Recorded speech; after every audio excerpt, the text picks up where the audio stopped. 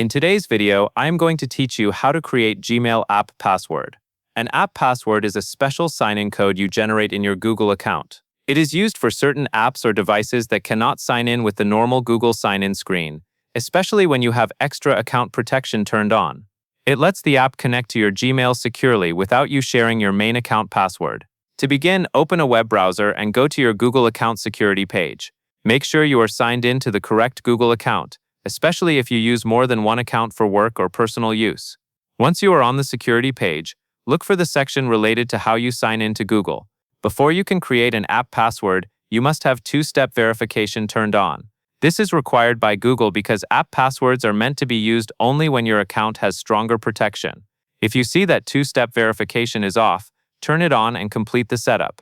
This may include adding a phone prompt, an authenticator app, or security keys, depending on what options you choose. Take your time and follow the on-screen instructions until it confirms that two-step verification is on.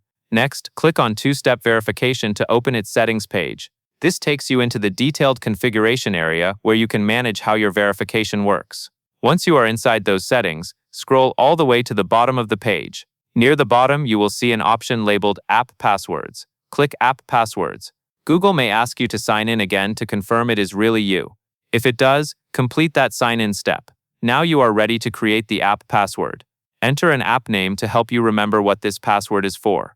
For example, you might type something like Mail App or Desktop Client. Choose a name that clearly matches the app or device you are connecting. After you enter the name, click Create. Google will generate an app password for that specific use. Copy it exactly as shown and paste it into the app or device that is requesting a password. Use the app password only where it is needed and store it safely. If you ever stop using that app or device, you can return to this same area and remove the app password. And that is all there is to it.